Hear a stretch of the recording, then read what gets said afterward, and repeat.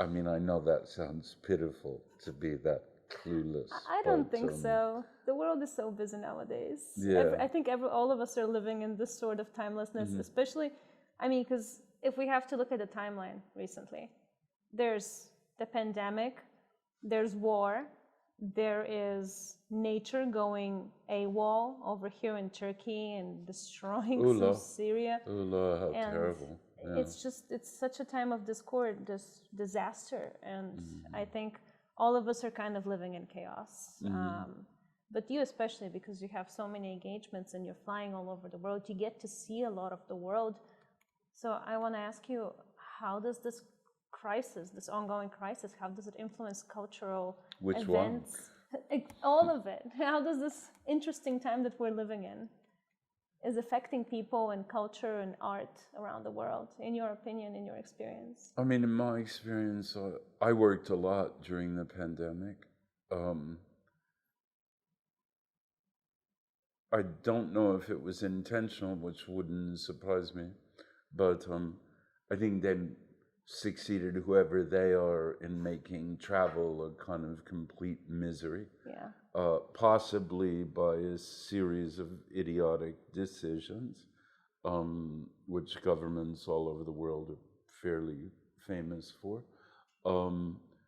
And possibly, I don't know why, but I mean, the earthquakes in Turkey, of course, are, it's a quite known Turkey for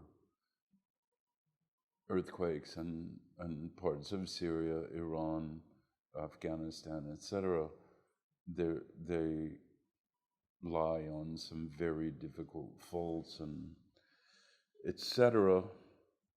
And I mean, it's terrible. It just seems the numbers seem to be getting astronomical.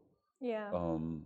And I saw that a bunch of contractors were arrested, and I know from Turkish friends I contacted to make sure they're okay. I've heard back from 2 of them, one I haven't heard. I didn't look today, but that they're trying to hold the contractors, I guess, responsible, but I suppose every single instance may be different too, because one of my friends was saying they actually pay an earthquake tax. Wow.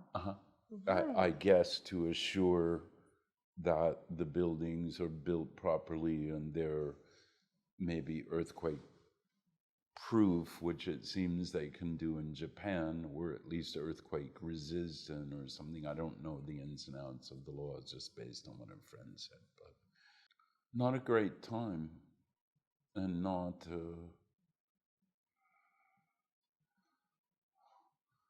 spectacular leadership, not a great time. I think human nature shows sometimes how ugly it is, especially in times of crisis. So Sure. We do have the pandemic that created this logistic nightmare, and now we have this earthquake that's taken so many victims. And there's still the ongoing war. And when we were getting in the elevator, you mentioned yourself all the Russian people that are working in the play, and there's even Russian people that were in Athens. So many people displaced by conflict all the time. How does conflict affect what you're doing? Do you feel it? Well, I think it's hard. I think we feel things when we're in it.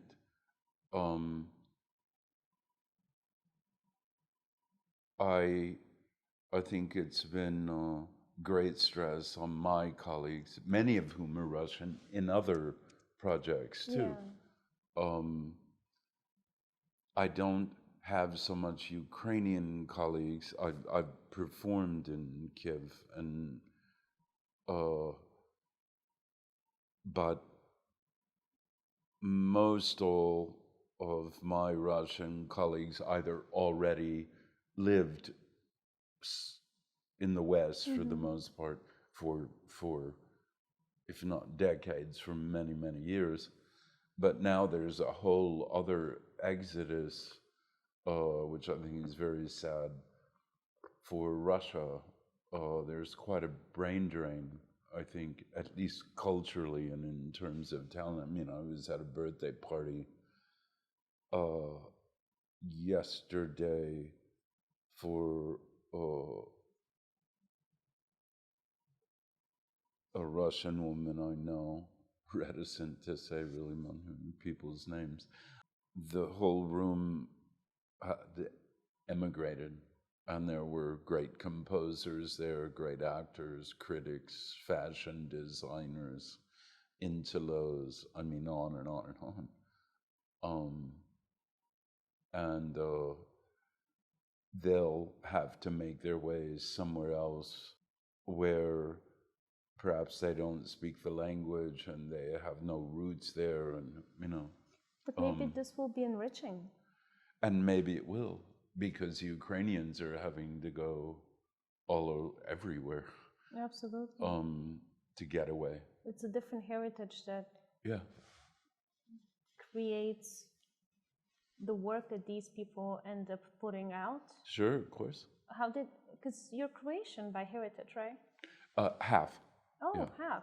Well, do you feel like even that little bit influenced your decisions in your life and your career? A certain part of my career, not at all. And then a certain part really happened, not just maybe, I think it was about 15 years or so ago. I happened to have a dinner in California with a man who conducts a Baroque orchestra. And he asked me to work with him. And I said, doing what? And we started to talk, and I ended up doing 3 collaborations. One, I toured around the world for 5 years, and the other for 2.5, and the other a less amount of time because it was quite a big production we just did in the big European Philharmonies. And that led to other collaborations in that field, all kinds of different things. So that was a big change in my life. But no, Croatia, my grandparents, I'm a quarter French, a quarter Scots, and half Croatian. Although I think on my grandmother's side, there's Serb. On the Croatian side, there's also part Serb, I think. We really don't know. No, that wasn't a huge influence on me, I can say. But on the other hand, I happened to have spent a decent amount of time in the Baltic doing this, that, or the other. And I've always been very comfortable here. But I think I'm a product of the time when I grew up, where I grew up, etc., which was in America. That's absolutely true for all of us. But at the same time, you do seem to know how we tick over here. I mean, you're open to us as people in the Balkans, course, yeah. And you can really tell as if you intrinsically understand the mindset, the emotional world. That's possible. I mean, I knew my grandparents on my father's side and on my mother's side, but on my father's side, who were Croat. And as I say, I've spent time in Serbia and Bosnia and Bulgaria, Romania, where I'll be doing another, I don't know if we shoot in Romania, but I'll be playing Celibidache, the Romanian conductor, later this year, and have spend some degree of time here working and traveling, etc. I hope you enjoy it. I do. Because especially in this such a time of turmoil, you gotta just try to do things that really truly make you happy. Yeah, I mean, there's pretty much nothing one person can do about when people decide there's no other option but to have a war. Oh, that's always so. As Faulkner said, no battle is ever won. It is not even fought. The field only reveals to man his own folly and despair, and victory is an illusion of philosophers and fools.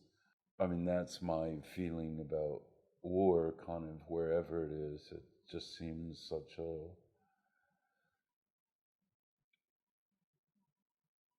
so senseless and violent and traumatic. I have a little granddaughter of 10 months, and you think of dropping bombs on her head or on the house next door doesn't seem very good to me. So in time of such huge loss globally, loss that hasn't stopped since the pandemic, is there anything you would advise people, anything that can help them hold on to happiness? Is the answer in the theater, in the cinema, at home? What could they turn to in times of crisis? Well, I think the answer is always in yourself, in ourselves. Theater can serve a cathartic purpose, certainly. Maybe movies too, or if not, at least, although I don't know that many are so cathartic, but at least distracting sometimes. I don't know, it's a very difficult time, I think, especially for the young, because the trust, at least for me, has totally disappeared. I don't believe a word I read or hear or see on the news. At least for years, I don't say, oh, listen to that, it must be true. I say, why are you telling me that? And I'm pretty sure I'm right to say that. I would agree with you. And I think that's very unfortunate for young people. For me, it doesn't make any difference. I'll be 70 this year. Who cares? But I have children your age, and then there are a couple of generations younger. Not a good way to start out life.